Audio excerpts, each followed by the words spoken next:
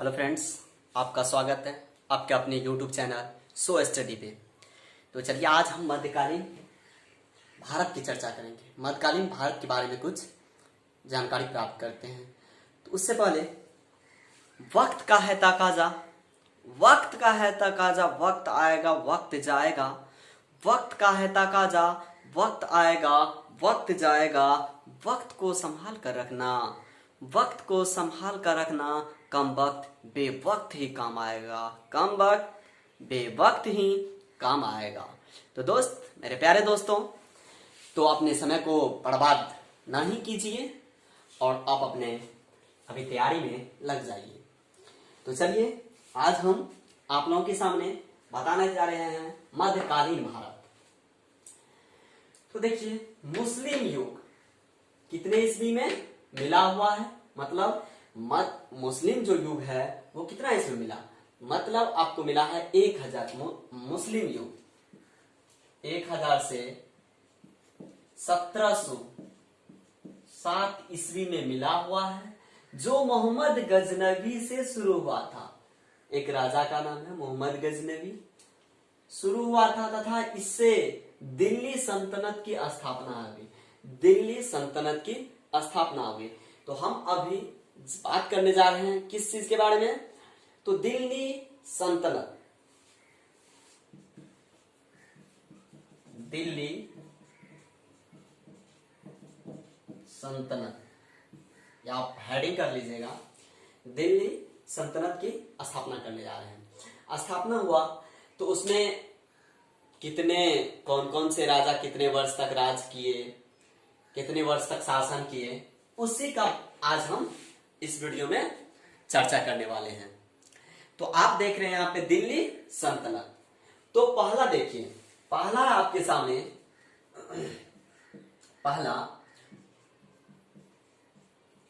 पहला देखिए, तुर्क शासक है। पहला क्या है? तुर्क शासक। मतलब ये एक शासक का नाम है, मतलब राजा का नाम है। उसमें जो सब कितने वर्ष तक राज किया उसी का मैं यहाँ पे नोट बना दे रहा हूं, जो कौन कितने वर्ष तक राज किया। क्योंकि ये एग्जाम में, कंपटीशन में पूछा ही जाता है। आप हिस्ट्री का कोई भी एग्जाम का पेपर निकालिए, जो यदि इससे नहीं रिलेटेड होगा, ये इससे हिस्ट्री से नहीं क्वेश्चन पूछता होगा, काल वाली से, जो कौन से राजा कितने वर्ष तक समय गुजारे, कितने वर्ष तक अपना शासन कायम रखे, तो फिर बोलिएगा। तो आज हम बताने जा रहे हैं तुर्की शासक। वो 1206 ईस्वी से 1290 ईस्वी, ठीक। अब ये प्रारंभिक वाला है, प्रारंभिक है, शुरू वाला है। इसी में आप दूसरा देखिए, इसी के अंतर्गत, प्रारंभिक के अंतर्गत ही, मतलब पहला हुआ, इसी का पॉइंट नंबर 1 हुआ तुर्क शासक 1206 से 1290। अब देखिए, अब दूसरा है कुतुबुद्दीन ऐबक। कुतुबुद्दीन ऐबक, कुतुबुद्दीन ऐबक, ये कितने वर्ष तक राज किए? तो देखिए यहाँ पे 1206 है, तो 1206 ये भी रहेगा, और 1206 है, ठीक है। 1206 से ये कितने वर्ष तक? तो 1206 से 1210 ईस्वी तक। कितने ईस्वी तक? तो 1206 से 1210। मतलब ये किया आपको 84 साल तक, और ये किया आपको 4 साल तक, ठीक। उसके बाद है तीसरा पॉइंट, इल्तुतमिश। इल्तुतमिश ये कितने वर्ष तक राज किया? तो 1210 ईस्वी से इल्तुतमिश है, इल्तुतमिश किया 1210 ईस्वी से 1236 ईस्वी तक। देख रहे हैं आप, देख रहे हैं या? इल्तुतमिश 1210 ईस्वी से 1236 ईस्वी तक। अब देखिए, हर एक में 5 है या 2 भी है, कोई कोई में 1 भी है। तो कौन से शासक, कौन से राजा, उस दौरान कितने राजा थे? पहले बार में 5 राजा हुए। दूसरे बार में 2 होगा, 3 होगा, इसी तरह से क्रम वाइज चलते जा रहा था। अब देखिए चौथा वाला क्या है, रजिया है। रजिया तो देखिए 1236, ये वाला 1236 ईस्वी से 1240 ईस्वी तक ये किया। ठीक, मतलब तुर्क शासक 1206 से 1290 ईस्वी तक, कुतुबुद्दीन ऐबक 1206 से 1210 ईस्वी तक, इल्तुतमिश 1210 से 1236 ईस्वी तक, रजिया 1236 से 1240 ईस्वी तक। अब इसमें एक और है, वो भी मैं ऊपर से मिटा सकते हैं ना, ऊपर से मिटा देते हैं। ये नोट आप कर लीजिएगा। आप ये नोट यदि कर लेते हैं तो एग्जाम के समय में आप इसको, जैसे एग्जाम देने से पहले 1 घंटा पहले, आधे घंटे पहले यदि देख लेंगे तो वो भी चलेगा। अब देखिए पांचवा क्या है, पांचवा है बलवन। पांचवा क्या है, बलवन है। बलवन है, देखिए रजिया किया 1236 से 1240 ईस्वी तक, लेकिन बलवन किया है 1266 से 1287 ईस्वी तक। 1266 ईस्वी से 1287 ईस्वी तक ये हुआ। ये था पहला। तुर्क शासक किया 1206 से 1290 ईस्वी के बीच, कुतुबुद्दीन ऐबक 1206 से 1210 के बीच, इल्तुतमिश किया 1210 से 1236 के बीच, रजिया किया 1236 से 1240 के बीच। अब देखिए बलबन है, बलबन कितने ईस्वी तक किया, बलबन किया है 1266 से 1287 ईस्वी के बीच। ठीक, अब देखिए दूसरा क्या है, दूसरा है खिलजी वंश। दूसरा कौन है, तो दूसरा देखिए, दूसरा है खिलजी वंश। खिलजी वंश। अब देखिए खिलजी वंश में यदि बोले मुख्यतः, खिलजी वंश में बोले मुख्यतः तो 1290 से 1320 तक किया है। कितने वर्ष तक, 1290 से 1230 ईस्वी के बीच, 1290 से 1230 ईस्वी के बीच। तो देखिए इसमें ये मोटे में बता दिया 1290 से 1320। लेकिन यदि आप इसका डिटेल जानिएगा तो डिटेल में इसमें भी 2-3 राजा हुए, इसमें भी 2 राजा हुए। एक कौन, तो जलालुद्दीन खिलजी।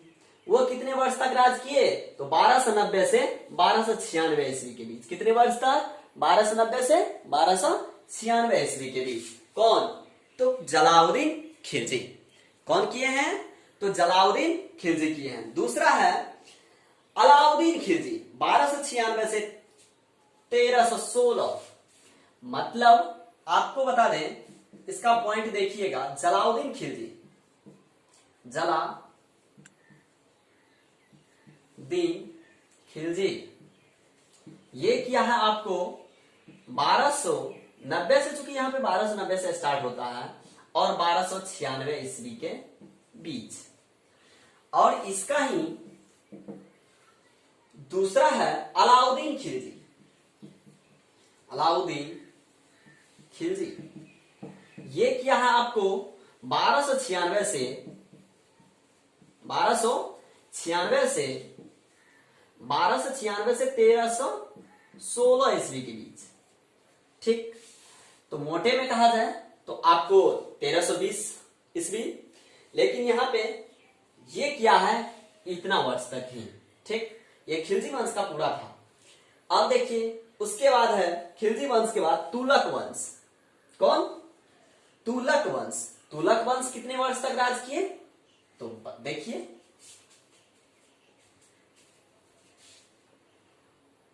ये जो था जलालुद्दीन था। ठीक, जलालुद्दीन खिलजी 1290 से 1296 ईस्वी।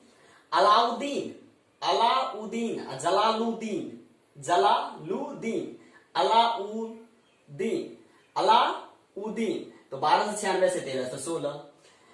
जलालुद्दीन 1290 से 1296। चलिए तीसरा देखते हैं। चूंकि इसमें कितने थे, इसमें पांच राजाओं ने मिलकर इस पे कब्जा किया हुआ था। तो 5 राजाओं का विवरण तो जानना होगा। देखिए तीसरा क्या है, तीसरा है तुगलक वंश। तुगलक वंश के संस्थापक है गयासुद्दीन तुगलक। तुगलक वंश के संस्थापक है गयासुद्दीन। तुगलक वंश में 3 राजा हुए, कौन कौन, गयासुद्दीन तुगलक, मोहम्मद बिन तुगलक, फिरोज शाह तुगलक। तो देखिए तुगलक वंश का कार्यकाल क्या है, तुगलक वंश का कार्यकाल है 1300, देखिए तुगलक वंश का कार्यकाल है 1320 ईस्वी से 1414 ईस्वी तक। कितने तक, 1320 ईस्वी से 1414 ईस्वी तक। अब देखिए गयासुद्दीन का क्या है, गयासुद्दीन तुगलक का क्या है, इसका देखिए शुरू वाला तो होगा ही 1320, ये होगा गयासुद्दीन तुगलक का। गयासुद्दीन मात्र 4 साल राज किया है, गयासुद्दीन तुगलक इतना से 1320 से 1324 ईस्वी 4 साल राज किया गयासुद्दीन। अब है मोहम्मद बिन तुगलक। मोहम्मद बिन तुगलक का देखिए क्या है, मोहम्मद बिन तुगलक का हो जाएगा 1324 है, 1324 ईस्वी से 1351 ईस्वी के बीच। कितने ईस्वी के बीच, मोहम्मद बिन तुगलक का हो जाएगा 1324 ईस्वी से 1351 ईस्वी के बीच। मोहम्मद बिन तुगलक का ये था। अब देखिए फिरोज शाह तुगलक की क्या हो जाएगा, फिरोज शाह तुगलक का हो जाएगा 1351 ईस्वी से 1388 ईस्वी के बीच। किसके किसके बीच, तो 1351 ईस्वी फिरोज शाह का क्या हो जाएगा 1351 ईस्वी से 1351 से 1388 और 1324 से 1351 मोहम्मद बिन तुगलक का हो जाएगा। तो ये आपका तीसरा पॉइंट था। ठीक, चौथा पॉइंट है, चौथा पॉइंट क्या है वो आप जानेंगे अभी। चौथा पॉइंट क्या था, तो देखिए चौथा पॉइंट क्या है। अब देखिए चौथा क्या है, चौथा है सैयद वंश। सैयद वंश का कार्यकाल क्या है तो सैयद वंश के संस्थापक कौन है, तो खिलजी खां। सैयद वंश के संस्थापक कौन है, तो खिलजी खां है। लेकिन सैयद वंश का कार्यकाल क्या है, 1414 ईस्वी से, सैयद वंश का बता रहे हैं, तो 1414 ईस्वी से 1451 ईस्वी के बीच। ठीक, लेकिन सैयद वंश में के संस्थापक कौन है, खिलजी खां। ये कितने साल तक राज किया, तो ओनली फॉर 7 साल किया। देख लीजिए 1414 ईस्वी से 1421 ईस्वी तक कौन किया, तो खिलजी खां किया। अब देखिए लोधी वंश। अब आप क्या देखिएगा, तो लोधी वंश देखिए, लोधी वंश कितने वर्ष तक राज किया, तो लोधी वंश क्या है 1451 ईस्वी से 1526 ईस्वी के बीच। तो लोधी वंश क्या है 1451 ईस्वी से 1526 ईस्वी तक कौन किया है, तो लोधी वंश है। लोधी वंश के संस्थापक कौन है, बहलोल लोधी है। बहलोल लोधी और इब्राहिम लोधी।